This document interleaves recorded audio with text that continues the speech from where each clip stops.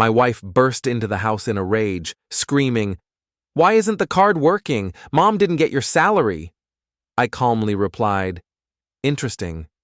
At the time, she didn't know that I had already discovered their work relationship, and that the card issue was only the first domino. The next blow would hit during a work meeting. Bree Halloway slammed the front door so hard the picture frames rattled on the hallway wall. Her designer heels clicked against the hardwood floor like gunshots as she stormed into the living room where I sat with my laptop, pretending to review network security protocols for my latest IT consulting contract. "Darren!" she shrieked, waving her phone in the air like it was evidence of some great injustice. The card was declined at Mom's grocery store. She's standing there like an idiot because your direct deposit never went through. What the heck is wrong with the bank? I looked up from my screen with the kind of calm that comes from knowing exactly what's happening while everyone else scrambles in the dark. "That's fascinating," I said, setting my laptop aside. "Let me check the banking app." Of course, I already knew what I'd find. The account was frozen by my request, effective this morning, but Bree didn't need to know that yet. I pulled out my phone and made a show of logging into our joint account, watching her pace back and forth like a caged animal. "See?" she demanded, pointing at my screen even though she couldn't see it from across the room. "There's got to be some technical glitch. Call them right now and fix it." I studied the screen for a long moment, letting the silence stretch until her breathing became audible. "Nope, no glitch," I said finally, putting the phone away. "Everything's working exactly as intended."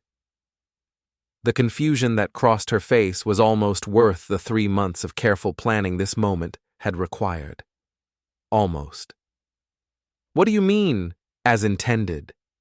"Darren, this isn't funny. Mom needs that money for her mortgage payment, and I promised her—" "You promised her my salary?" I interrupted, raising an eyebrow. "That's an interesting choice of words." Bree's mouth opened and closed like a fish gasping for air. For the first time in years, she was speechless. It wouldn't last long, it never did.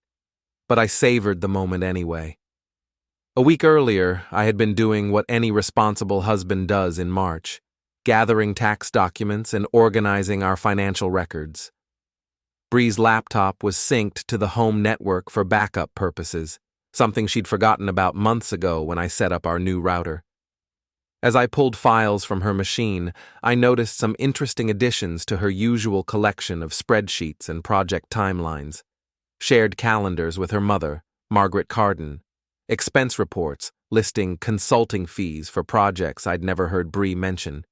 Email chains discussing payment schedules and approval processes that seemed awfully formal for a daughter asking her mother for advice. I'm good at what I do. Network security doesn't leave room for assumptions or wishful thinking. When something looks wrong, you dig deeper. So I did. The picture that emerged was beautiful in its simplicity. Bree had been funneling company contracts to her mother's consulting business, a business that existed only on paper and in a business checking account Margaret had opened 6 months ago. Bree would identify projects that needed external oversight, recommend her mother's services to her supervisor, and then split the consulting fees 50-50. It was elegant, really. Small amounts, spread across multiple projects, buried in legitimate-looking paperwork. If I hadn't been looking for tax documents, I might never have noticed. But I had been looking, and I did notice, and once I started pulling threads, the whole sweater unraveled. I exported every file, saved every email with headers intact, and printed transaction histories going back 8 months. The evidence filled a manila folder that now sat locked in my desk drawer, waiting for the right moment. That moment was today. "Darren, stop being cryptic and fix this," Bree demanded, her voice rising to that pitch that usually made me scramble to avoid a scene. "I don't have time for your weird moods." "My weird moods," I repeated, nodding thoughtfully. "Right. Well, here's the thing, Bree. I rerouted my paycheck to a new account this morning. I also removed you as an authorized user on our joint account, effective immediately." The color drained from her face. You did what? You can't just… Why would you… Oh, I absolutely can. It's my salary, going into an account with my name on it. Perfectly legal. I stood up and walked to the kitchen, knowing she'd follow. She always followed when she thought she could corner me somewhere smaller. This is insane, she said, trailing behind me like an angry shadow. What's gotten into you? Is this about last weekend? Because I told you. That work dinner ran late and… Work dinner, I said, opening the refrigerator and pulling out a bottle of water. Right, with Kyle Reddick from your department. How is Kyle, by the way? Still driving that silver BMW with the dented bumper? Bree went very still. How do you know about Kyle's car? Lucky guess. I took a long drink of water, watching her face cycle through confusion, realization, and the first hints of panic.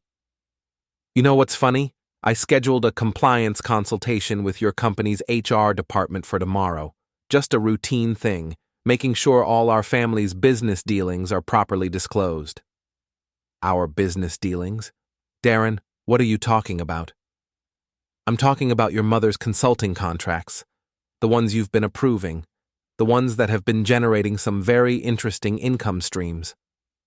I set the water bottle on the counter with a soft click. The ones that are about to become everyone's business. Bree's hand went to her throat, a gesture I'd seen 1,000 times when she was trying to buy time to think.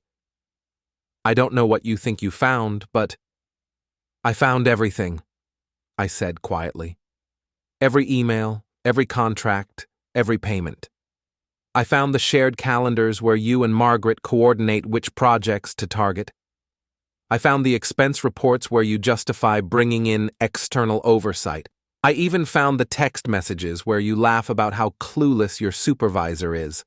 She stared at me like I'd grown a second head. You went through my phone? Your phone? No, that would be wrong. I went through the backup files on our shared network. You know, the one you agreed to when you said you wanted your work stuff automatically saved in case your laptop crashed. I smiled. Technology is wonderful, isn't it? Darren, listen to me. Whatever you think is happening, I know exactly what's happening. The question is, what happens next? I walked past her toward the hallway. Your department meeting is at 10 tomorrow morning, right? The weekly project review where everyone dials in to discuss ongoing contracts? How could you possibly know? I know because I've been paying attention, Bree. Something you might want to try sometime. I paused at the bottom of the stairs. Oh, and you might want to call your mother. Let her know that her mortgage payment is going to be a little late this month. I climbed the stairs, leaving her standing in the kitchen with her mouth open.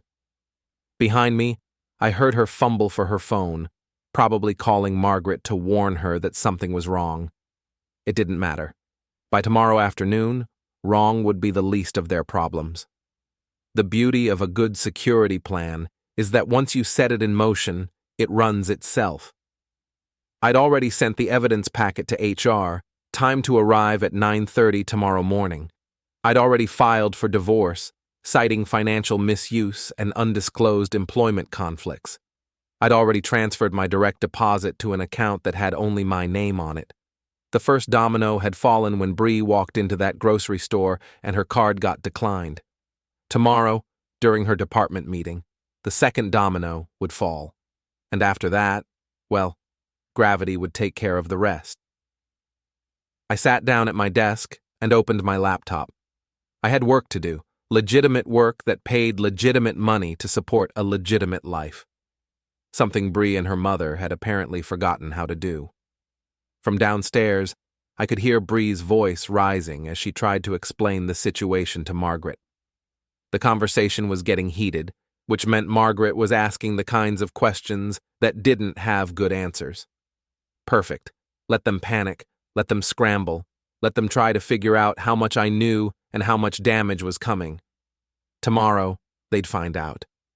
At 9:45 the next morning, I was sitting in my car across the street from Bree's office building, watching employees stream through the glass doors like ants heading to their respective hills. I didn't need to be there, The email I'd sent to HR would do its work whether I witnessed it or not, but I wanted to see Bree's face when she walked out. My phone buzzed with a text from Sam Rodriguez, my best friend and the owner of Rodriguez Auto Repair. "Dude, you're scaring me with this mysterious stuff. Call me when you're done being cryptic." Sam was good people, but he worried too much. He'd been asking questions ever since I'd mentioned making some changes in my life. I'd tell him everything eventually, but right now I needed to focus. At 9:58, I sent the email. The subject line read, "Compliance concern, undisclosed financial relationships." The recipients included Bree's supervisor, the department head, HR, and the entire project review team that would be joining the 10 o'clock meeting. The message was brief and professional. Please find attached documentation regarding potential conflicts of interest involving employee Bree Halloway and external contractor Margaret Cardin. This information may be relevant to ongoing project approvals and budget allocations. Attached were 37 pages of emails, contracts, payment records, and calendar entries. Everything organized, highlighted, and cross-referenced like the security audit reports I write for my clients. At 10:15, my phone rang. "Bree, what did you do?" Her voice was shaking, barely controlled. "What did you send them?" "The truth," I said. "How's the meeting going?" "They suspended me, Darren. Pending investigation. They suspended me and they want to review every contract from the past year." She was crying now, which should have made me feel something. It didn't. "How could you do this to me?" "I didn't do anything to you. You did it to yourself. I just made sure the right people found out about it. This is my career. This is my life." "No, this is the consequence of your choices. There's a difference." I watched a security guard escort someone out of the building. Even from across the street, I could tell it was Bree by the way she walked, quick, angry steps that meant she was looking for someone to blame. "We can fix this," she said, her voice taking on that pleading tone she used when she wanted something. "We can say it was a misunderstanding. We can pay back the money and—" "We?" I laughed, and it came out harsher than I'd intended. "There is no we anymore, Bree. I filed for divorce yesterday. You'll be getting the papers this afternoon." The silence on the other end stretched so long, I thought she'd hung up. Finally, she whispered, "You filed for divorce?" "Citing financial misuse and undisclosed conflicts of interest. The same things your HR department is investigating right now." I started the car. "I'd suggest you call a lawyer, a good one." I hung up and drove home, feeling lighter than I had in months. The house was quiet when I walked in, but it was a different kind of quiet than usual. It was the quiet of a place where the lies had been swept away and only truth remained. I made coffee and sat down at my kitchen table with my laptop, ready to start the next phase. My phone rang again. This time it was Margaret. "Darren, honey, I think there's been some kind of misunderstanding." "No misunderstanding, Margaret. I know exactly what you and Bree have been doing. I know how much money you've made, and I know how you've been splitting it." I opened my laptop and pulled up the divorce documents I'd filed. "I also know that the IRS is going to be very interested in your consulting income when they audit your taxes next year. Now you listen here." "No, you listen.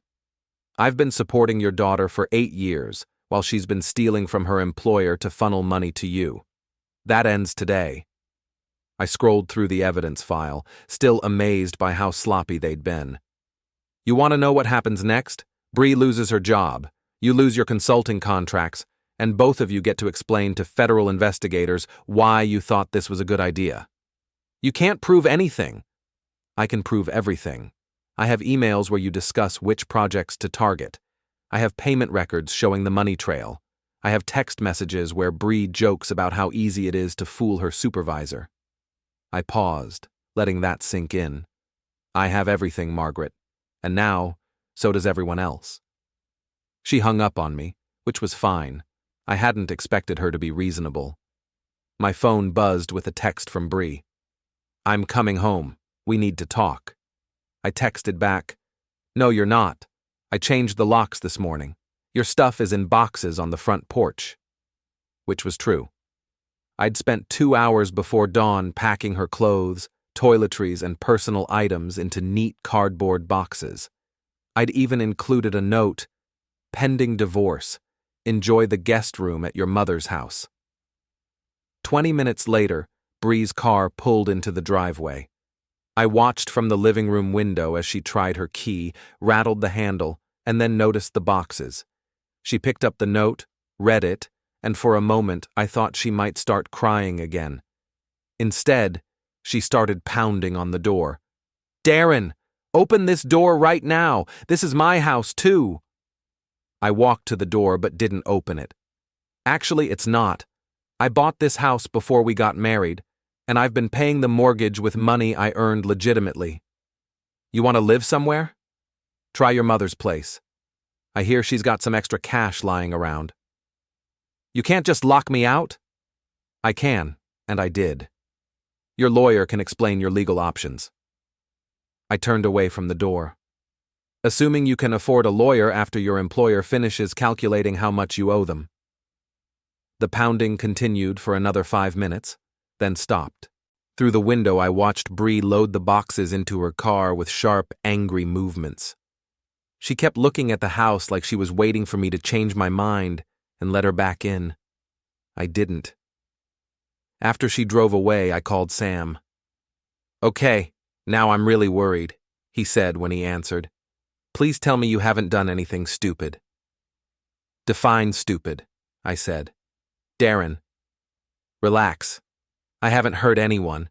I just stopped letting people take advantage of me." I gave him the short version, the financial scheme, the evidence, the HR report, the divorce filing. Sam was quiet for a long time. Finally, he said, "Holy cow, man. How long have you known?" "About the money? A week. About Bree being Bree? Probably a lot longer than I wanted to admit." "What happens now?" "Now I wait for the lawyers to sort out the details, and I figure out what my life looks like without someone stealing from me." I walked to the window and looked out at the empty driveway. It's going to be quiet around here. "You want company? I can bring beer and terrible advice." "Rain check. I need to think." After I hung up, I sat in my living room and listened to the silence. For the first time in years, it felt peaceful instead of tense. No waiting for Bree to come home late from another work dinner. No wondering why our bank balance never seemed to grow despite my steady income. No pretending I didn't notice the whispered phone calls with her mother. Just quiet, and the satisfaction of knowing that sometimes, if you're patient and careful and you pay attention to the details, the truth actually wins. My laptop chimed with an email notification. It was from Bree's supervisor, thanking me for bringing the compliance issue to their attention and requesting that I be available for follow-up questions during their investigation. I typed back, "Happy to help. I believe strongly in transparency and accountability." Which was true. I also believed in consequences, which Bree and Margaret were about to discover in detail. Tomorrow, I'd start thinking about what came next. Tonight, I was going to order pizza, watch a movie I actually wanted to see, and enjoy the peace that comes from knowing you don't have to pretend anymore. The first domino had fallen yesterday when the card got declined. The second domino fell this morning when HR got my email, but there were more dominoes in this chain, and gravity was just getting started. 3 days after the meeting that ended Bree's career, I was debugging a network security issue for a client when my doorbell rang. Through the peephole, I saw a woman in a business suit holding a manila envelope, probably a process server with divorce papers from Bree's lawyer. Instead, it was Lindsay Chen, Bree's best friend from the office. "We need to talk," she said when I opened the door. Lindsay worked in HR, which meant she'd been in the room when my evidence packet hit their email server like a digital bomb. "Sure," I said, stepping aside. "Come on in. Coffee?" "This isn't a social visit." She followed me to the kitchen but remained standing, clutching her purse like it contained something important. Do you have any idea what you've done? I reported financial misconduct to the appropriate authorities. Pretty straightforward stuff. I poured myself coffee and offered her the pot. She shook her head. You destroyed her, Darren. They're not just firing her. They're talking about criminal charges.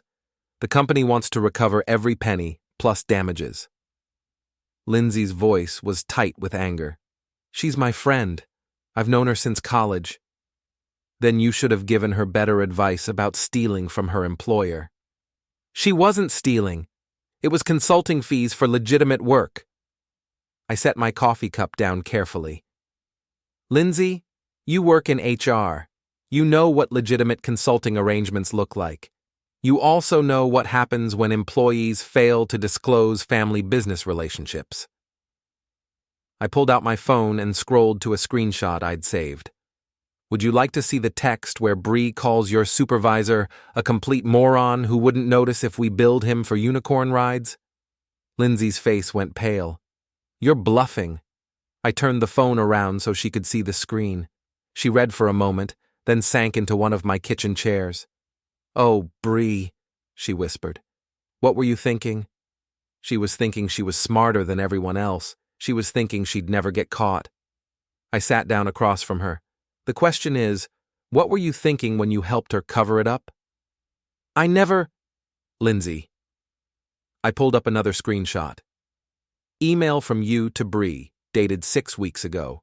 Quote, told Jenkins that Margaret's background check came back clean. He's not asking any more questions about the consulting contracts. End quote. The silence stretched between us like a taut wire. Finally, Lindsay said, How much do you have? Everything. Every email, every text, every document. I've been a network security consultant for 12 years, Lindsay. When I investigate something, I investigate it thoroughly. What do you want? I want people to stop lying to me. I want my wife to stop stealing from her employer. I want her mother to stop treating my salary like her personal pension fund. I leaned back in my chair. Most of all, I want everyone to stop acting like I'm the bad guy for refusing to be complicit in fraud. Lindsay stared at her hands. Bree's staying with her mother. Margaret's house might go into foreclosure if she can't make the mortgage payments without the consulting income. That's unfortunate, I said. Maybe she should have thought of that before she decided to commit wire fraud. You could make this go away. You could tell HR it was all a misunderstanding. No, I couldn't. And even if I could, I wouldn't. I stood up and refilled my coffee cup. Bree made her choices. Margaret made her choices. You made your choices when you helped them cover it up. Now everyone gets to live with the consequences. The company is going to fire me too, aren't they? Probably. You falsified a background check and helped conceal a conflict of interest. That's not exactly HR best practices. I turned to face her. But here's the thing, Lindsay. I didn't make you do any of that. Bree did. She left without saying goodbye, which was fine with me. I had work to do. That afternoon, my phone rang. The caller ID showed Kyle Reddick's number, which was interesting. Kyle was Bree's department director, the one who'd been approving all those consulting contracts without asking too many questions. Mr. Halloway, this is Kyle Reddick from Pinnacle Financial. I was hoping we could have a conversation about the recent situation involving your wife. Ex-wife, I corrected. And sure, we can talk. What's on your mind? Well, I'm trying to understand the scope of this issue. The documentation you provided raises some concerns about our internal approval processes. Kyle's voice had that careful, diplomatic tone people use when they're trying to figure out how much trouble they're in. I was wondering if you might be willing to meet and discuss the matter in person. I'm willing to discuss it, but I should mention that I've already provided everything I have to your HR department. I don't have any additional information to share. Of course. I was thinking more along the lines of clarification, context, making sure we understand the full picture before we make any permanent decisions about personnel. Translation. Kyle wanted to know if there was any way to minimize the damage to his department, and possibly to himself, since he was the one who'd been signing off on Margaret's consulting contracts without proper oversight. "I'm free this evening," I said. "There's a coffee shop called Grind on 5th Street. How's 7 o'clock? Perfect. I'll see you then." I hung up and spent the next few hours thinking about what Kyle might want to discuss. The most likely scenario was that he was hoping to find some way to contain the scandal before it spread beyond Bree and Margaret. Which meant he probably didn't realize how deep this went, or how many people had been involved in covering it up.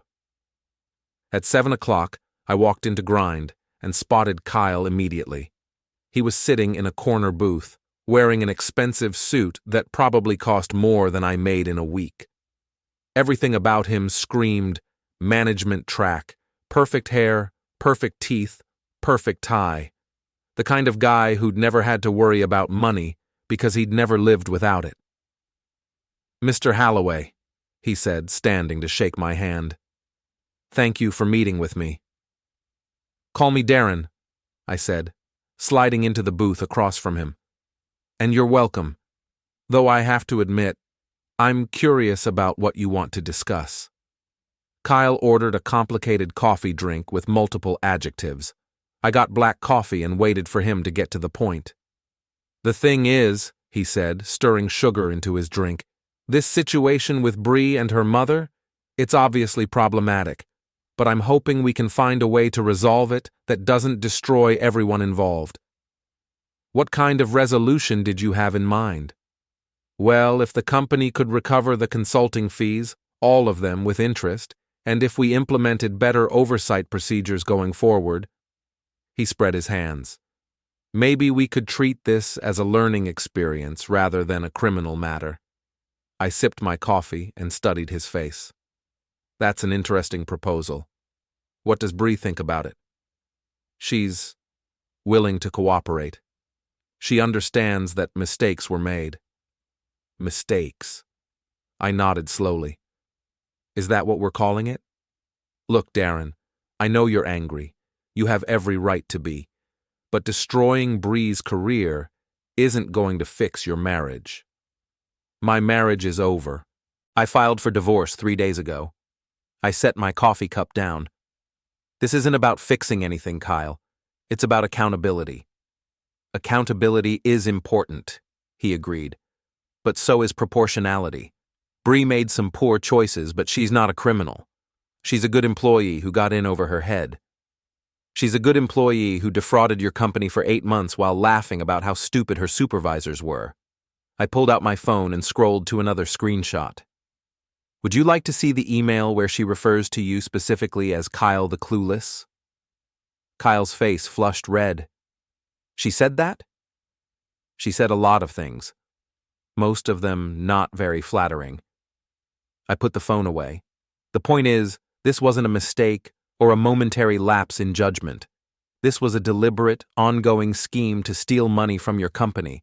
And it worked because people like you were too trusting or too lazy to ask the right questions. "Now wait just a minute." "No, you wait." I leaned forward. "I've spent 12 years building a reputation as someone who takes security seriously. I don't cut corners, I don't ignore red flags, and I don't pretend problems will go away if I wish hard enough." I stood up. Bree violated that trust. Margaret violated that trust. And frankly, Kyle, so did you when you approved consulting contracts without proper oversight. I left him sitting there with his complicated coffee and his simple problems. Outside, the evening air felt clean and cool, like the first day of spring after a long, dirty winter. My phone buzzed with a text from Bree. "Kyle says you won't help fix this. Why are you being so cruel?" I typed back, "I'm not being cruel. I'm being consistent. There's a difference." She didn't respond, which was probably for the best. I had more important things to think about than Bree's definition of cruelty. Tomorrow, I'd start looking for a new house. Somewhere smaller, quieter, without so many memories of the person I used to be when I thought trust was something you could take for granted. Tonight, I was going to call Sam and accept his offer of beer and terrible advice. Because sometimes, When you've spent years being careful and patient and responsible, you need a friend who reminds you that it's okay to be angry, even if you're too polite to show it. A week after my coffee meeting with Kyle, the local newspaper ran a story about financial irregularities at Pinnacle Financial. They didn't mention names, but anyone who worked there would know exactly what they were talking about. The article mentioned ongoing investigations and cooperation with law enforcement, which meant someone had decided this was bigger than an internal HR matter. I was reading the article on my laptop when Sam knocked on my door, carrying a six-pack of beer and a bag of takeout from the Mexican place we'd been going to since college. "Figured you might be hungry," he said, setting the food on my kitchen table. "Also figured you might want to talk about whatever the heck is happening with your life." "Not much to talk about," I said, closing the laptop. "Bree made some bad choices. Now she's dealing with the consequences." "Dude?" Sam opened 2 beers and handed me one. I read the newspaper article. Financial irregularities and law enforcement. That's not just bad choices, that's federal crime territory. I took a long drink of beer and considered how much to tell him.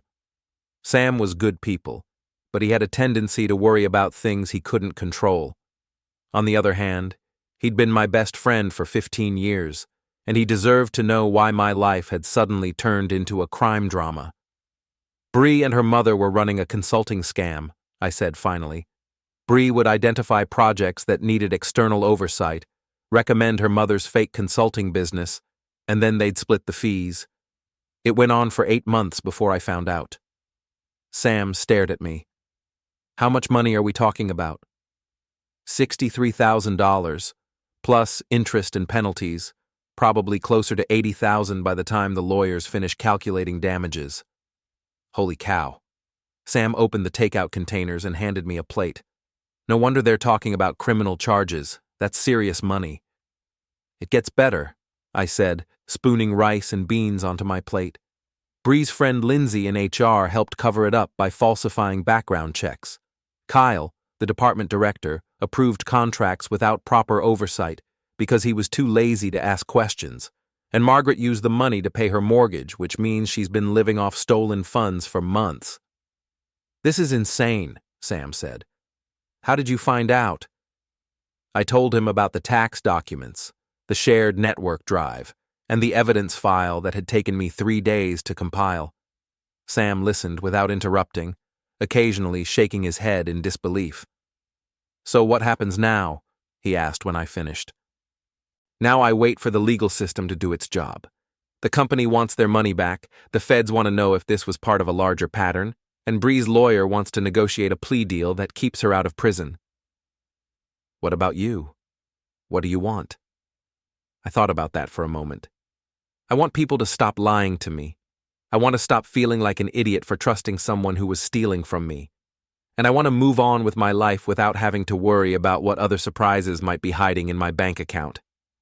My phone rang before Sam could respond. The caller ID showed Margaret's number. "You going to answer that?" Sam asked. "Might as well. She's probably got something interesting to say." I hit the speaker button. "Hello, Margaret." "Darren, honey, we need to talk." Margaret's voice was strained, like she'd been crying. "This whole situation has gotten out of hand." "Has it? From where I'm sitting, it seems like it's proceeding exactly as it should. The bank is foreclosing on my house. The FBI wants to interview me about money laundering. Bree can't find a job because word has gotten around about the investigation." Margaret's voice cracked.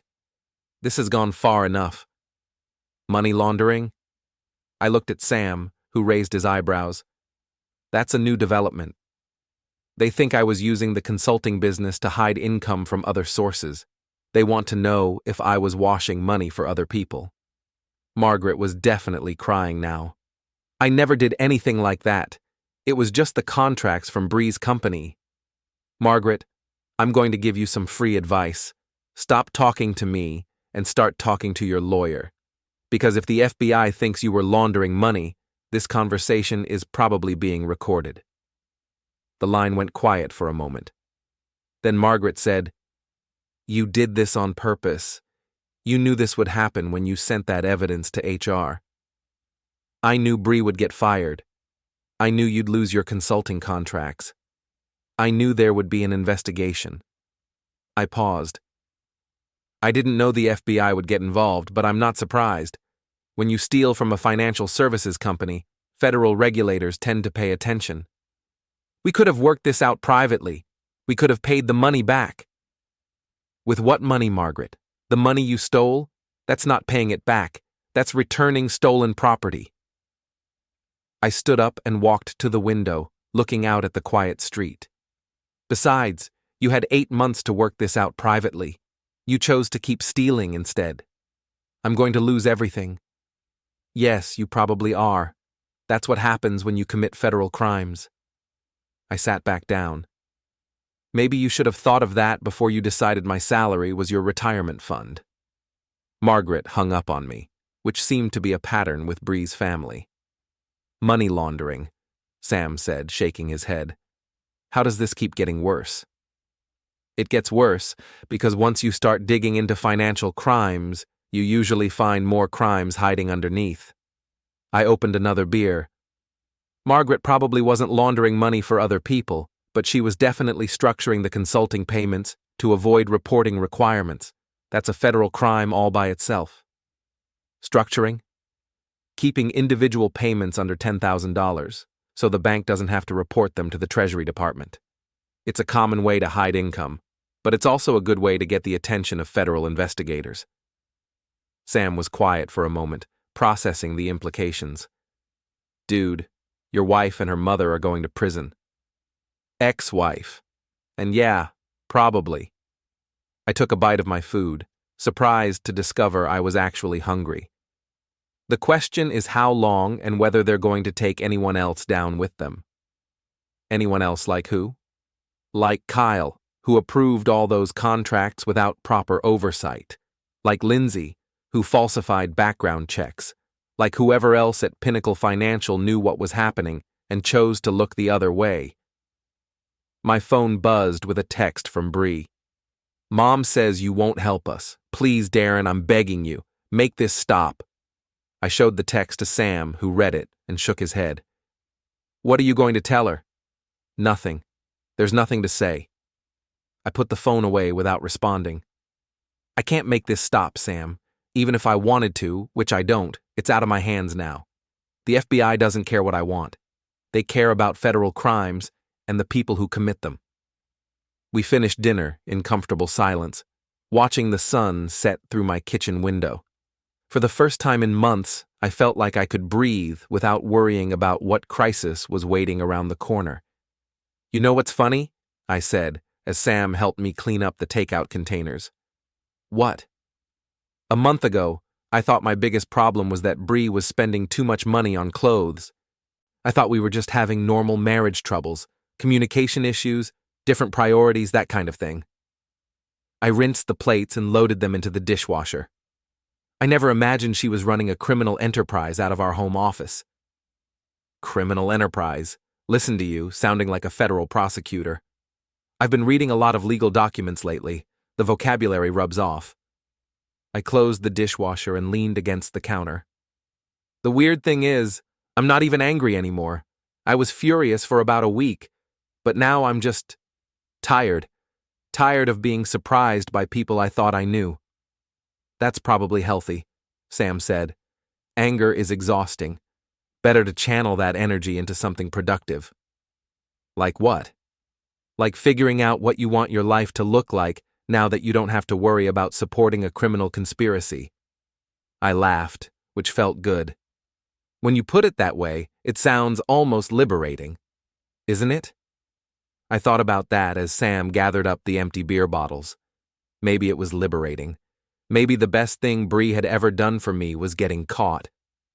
After Sam left, I sat in my living room with my laptop reading news articles about white-collar crime prosecutions.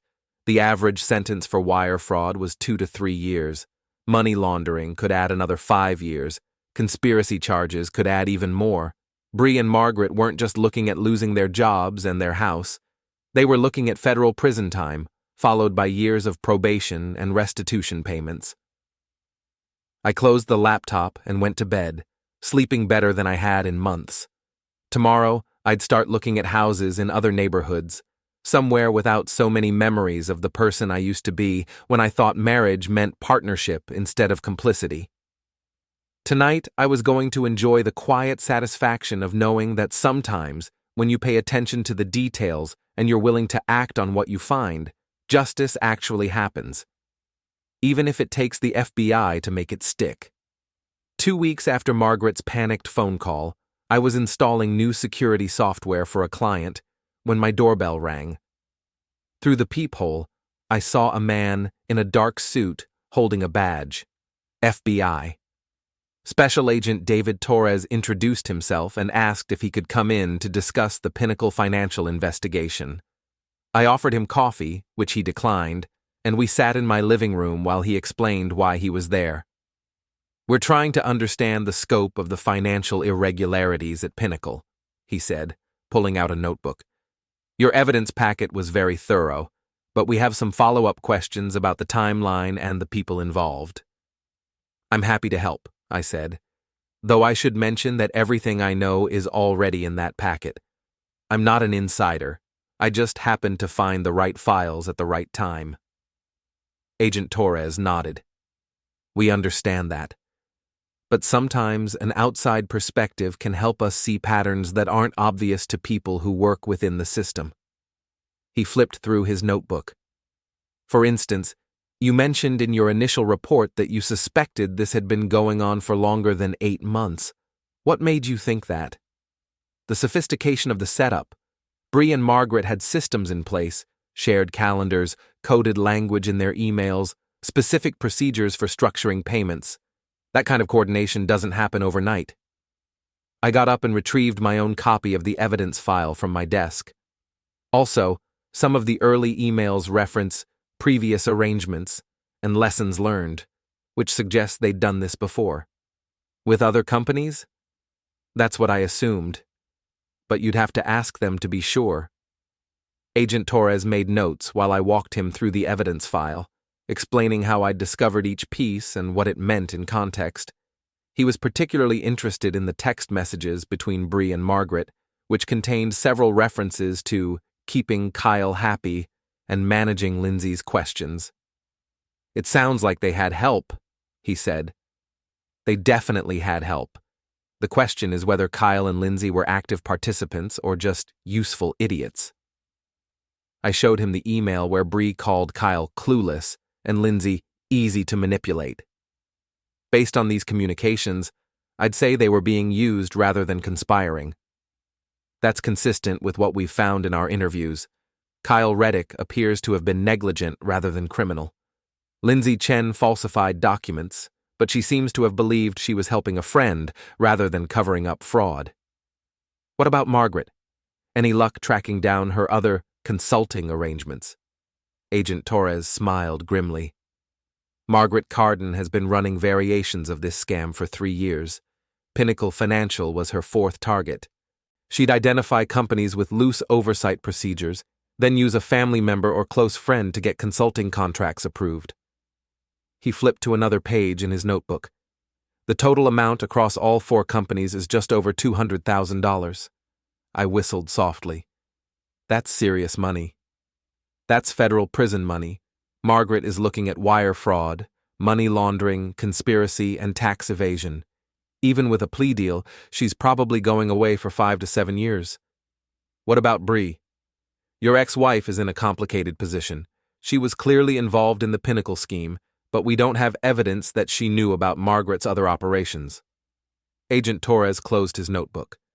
If she cooperates with our investigation and testifies against her mother, she might avoid prison time. If she doesn't cooperate, she goes down with the ship. Essentially, yes. After Agent Torres left, I sat in my kitchen with a cup of coffee, thinking about the strange turns my life had taken. 6 months ago, my biggest worry was whether to refinance the mortgage. Now I was a key witness in a federal fraud investigation that was going to send my ex-wife's mother to prison for years. My phone rang. Bree. "The FBI came to see me today," she said without preamble. They want me to testify against Mom. I heard. Agent Torres stopped by here too. What did you tell him? The truth. Same thing I've been telling everyone since this started. I stirred sugar into my coffee. What are you going to do? I don't know. Bree's voice was small, defeated. If I testify, Mom goes to prison for years. If I don't testify, we both go to prison. Those are your choices, yes. How can you be so calm about this? This is my mother we're talking about. This is also the woman who convinced you to steal from your employer for 8 months. I took a sip of coffee. Bree, your mother has been running this scam for 3 years. You weren't her first victim, and you wouldn't have been her last. Victim? I wasn't a victim. I knew exactly what we were doing. Did you know she'd done it before? Did you know she was planning to do it again? Did you know the FBI was already investigating her when she recruited you for the Pinnacle scheme? The silence on the other end told me everything I needed to know. She used you, Bree. She used your job, your reputation, and your marriage to run her scam. And when it all fell apart, she was perfectly willing to let you take the blame. I stood up and walked to the window. The question is whether you're going to keep protecting someone who was never protecting you. She's my mother. She's a career criminal who destroyed your life for money. There's a difference. Bree hung up on me, which was becoming a family tradition. That evening, Sam came by with pizza and beer, our weekly tradition since my life had turned into a federal case. So the FBI thinks Margaret is a serial scammer, he said, settling into my couch with a slice of pepperoni pizza. How does that make you feel? Vindicated, mostly. I kept wondering how they could have been so sloppy with the evidence. Turns out they weren't sloppy. They were overconfident. I opened a beer and sat down next to him. Margaret thought she'd found the perfect mark in Kyle, and Bree thought she was smarter than everyone at her company. They got careless. What happens if Bree doesn't cooperate? She goes to prison, probably for 2 to 3 years, plus restitution and probation. I took a bite of pizza. What happens if she does cooperate is more interesting. How so? If she testifies against Margaret, she might avoid prison time, but she'll still have a federal conviction on her record, which means she'll never work in financial services again. She'll spend the next 10 years paying restitution and reporting to a probation officer. I shrugged. Either way, her old life is over. Do you feel bad for her? I thought about that for a moment. I feel bad for the person I thought I married, but that person never existed. The real Bree is someone who thought it was funny to steal from her employer and lie to her husband about it. I finished my beer. I don't feel bad for her any more than I'd feel bad for any other criminal who got caught. That's pretty cold, man. Is it? She had 8 months to come clean, 8 months to stop stealing and start making things right. Instead, she kept taking money and laughing about how stupid everyone was. I stood up and got another beer from the refrigerator. I'm not the one who made her choices, Sam. I'm just the one who refused to pretend they didn't happen. My phone buzzed with a text from an unknown number. This is Lindsay Chen. Can we talk? I showed the text to Sam, who read it and raised his eyebrows. Bree's friend from HR, I said. The one who helped cover up the fraud. What do you think she wants? Probably to ask me to put in a good word with the FBI, or to blame me for ruining her life. I typed back, we can talk. When and where? Lindsay responded immediately. Tomorrow, 7 p.m., Grind Coffee Shop. Same place you met Kyle, Sam observed. Good coffee, quiet atmosphere, and public enough that nobody can accuse me of threatening anyone. I put the phone away. Plus, it's becoming my unofficial office for having uncomfortable conversations with people who helped my ex-wife commit federal crimes. You're enjoying this, aren't you? Enjoying what? Being the guy with all the answers, being the one who saw through the lies while everyone else was being fooled. I thought about that while I finished my pizza. Maybe a little, I admitted. For 8 years, Bree made me feel like I was too suspicious, too careful, too worried about things that didn't matter. Turns out my instincts were right and her judgment was terrible. Just don't let it go to your head. I won't, but I'm also not going to apologize for being right. The next evening, I walked into Grind to find Lindsay already waiting in the same corner booth where I'd met Kyle 2 weeks earlier. She looked exhausted, like she hadn't been sleeping well. "Thank you for meeting me," she said as I sat down. "I wasn't sure you would." "I'm curious about what you want to discuss," I said. "But I should mention up front that I'm not going to lie to federal investigators to help you or anyone else. I'm not asking you to lie. I'm asking you to understand."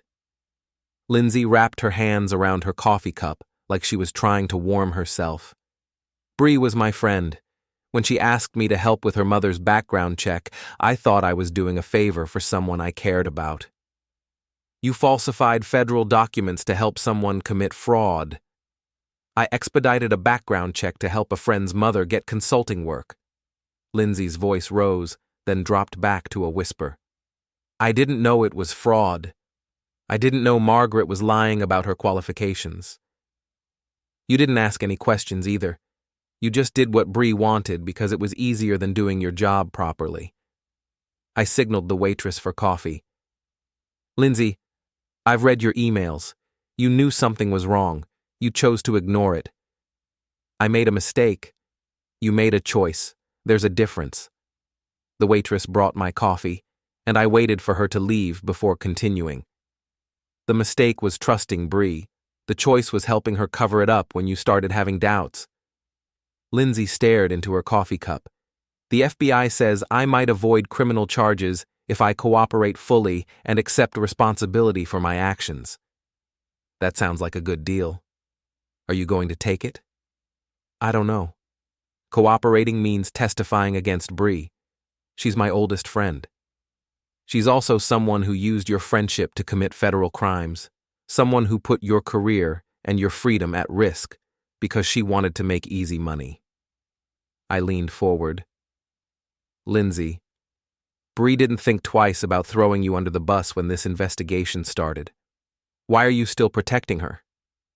"Because that's what friends do. No, that's what enablers do. Friends tell each other the truth even when it's uncomfortable. Friends don't ask each other to commit crimes." I finished my coffee and stood up. "You want my advice? Take the deal.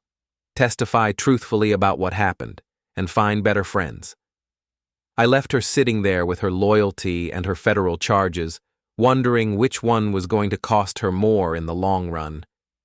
Outside, the evening air felt clean and cool.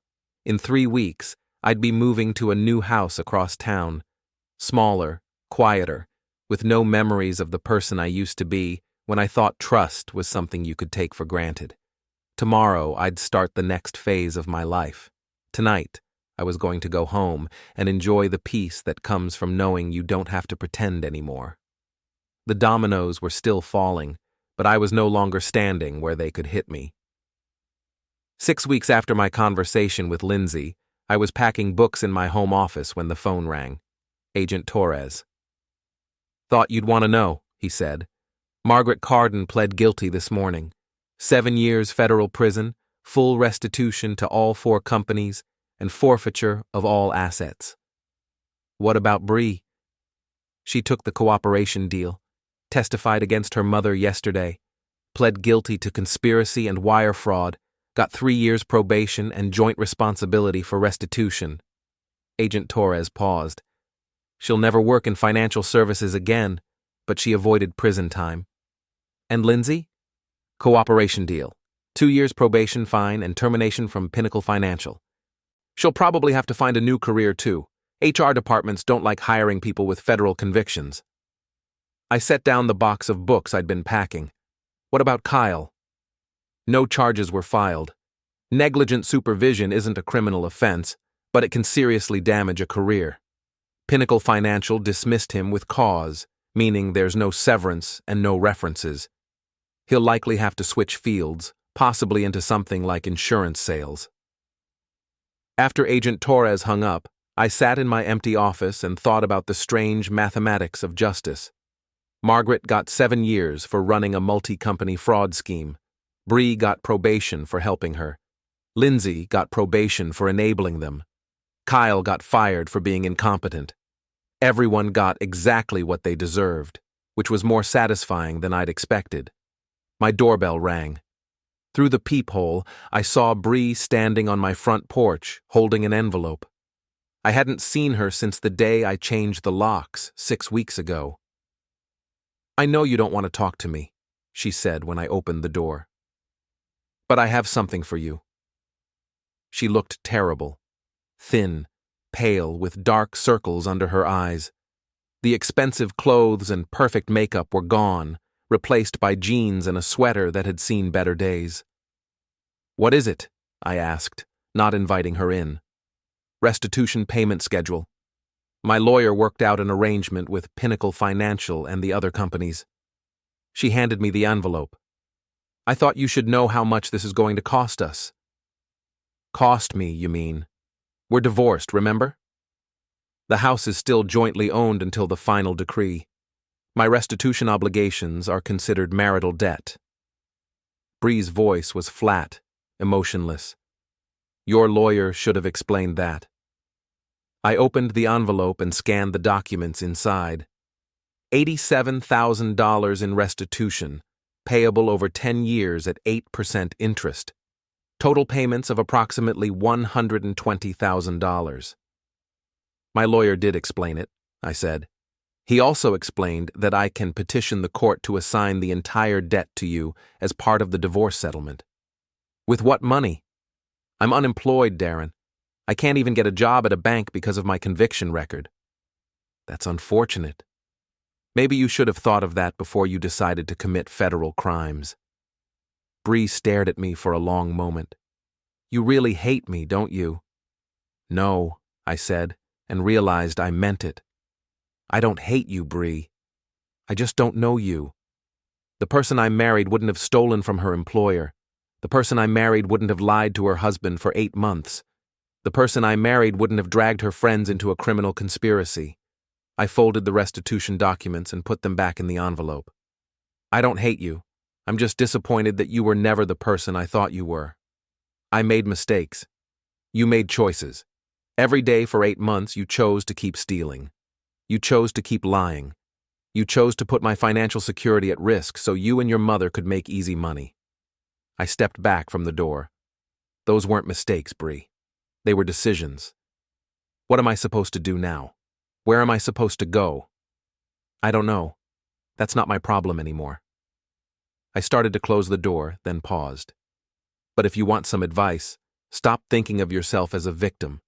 You're not a victim of circumstances or bad luck or federal overreach. You're someone who committed crimes and got caught. Until you accept that, you're never going to be able to move forward." I closed the door and went back to packing books. An hour later, Sam arrived with his pickup truck to help me move the last of my belongings to the new house. We loaded boxes in comfortable silence, the kind of quiet that comes from 15 years of friendship and mutual understanding. "You know what's funny?" Sam said, as we secured the final load with bungee cords. "What?" "6 months ago, you thought your biggest problem was that Bree spent too much money on clothes. Now you're divorced, your ex-wife is a convicted felon, and you're moving to a new house to start over." He slammed the tailgate shut. "Most people would consider that a disaster." "Most people would be wrong," I said, locking the front door of my old house for the last time. 6 months ago, I was married to someone who was stealing from me. I was supporting a criminal enterprise without knowing it. I was living a lie. I pocketed the keys. Now I'm free to build a life based on truth instead of pretense. That's a very Zen way of looking at it. It's a very practical way of looking at it. I can't control what other people do, Sam. I can only control how I respond to what they do. I climbed into the passenger seat of his truck. Bree chose to steal. Margaret chose to run a fraud scheme. Lindsay chose to help them. Kyle chose to be negligent. I chose to pay attention and act on what I found. And now? Now I choose to move forward without them. We drove across town to my new house, a small, neat bungalow with a fenced yard and a two-car garage. No shared driveways, no nosy neighbors, no memories of the person I used to be when I thought marriage meant partnership instead of complicity. As we unloaded boxes, my phone buzzed with a text from an unknown number. "This is Kyle Reddick. I heard you're moving. Wanted to apologize for everything that happened." I showed the text to Sam, who read it and shook his head. "What are you going to tell him?" "Nothing. There's nothing to apologize for and nothing to discuss." I put the phone away without responding. Kyle made his choices, just like everyone else. Now he gets to live with the consequences. "You're getting pretty good at this whole moving on thing." "I've had a lot of practice lately." We spent the rest of the day unpacking boxes and arranging furniture.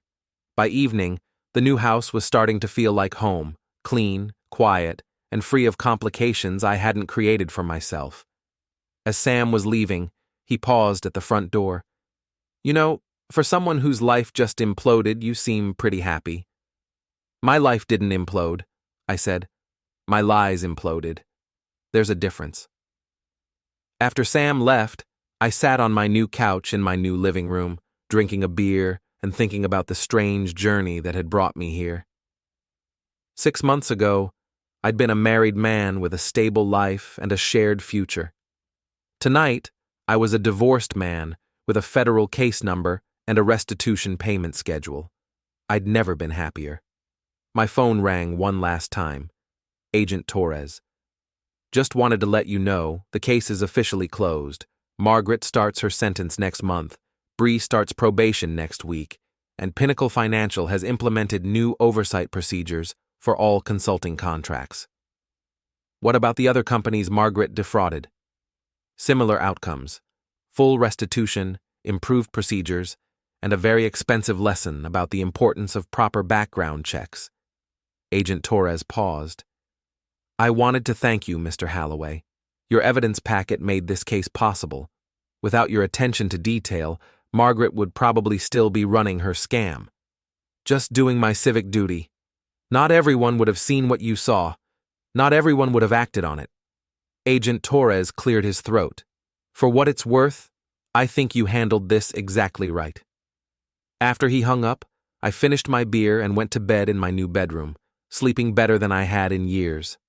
Tomorrow, I'd start the next chapter of my life. I had clients to serve, a house to finish setting up, and a future to build based on truth instead of convenience. Tonight, I was going to enjoy the quiet satisfaction of knowing that sometimes, when you pay attention to the details and you're willing to act on what you find, justice actually happens. The dominoes had finished falling, the lies had been swept away, and for the first time in 8 years, I was exactly where I belonged, in a life I'd built for myself, with people I could trust, making choices I could defend. It was a good place to be,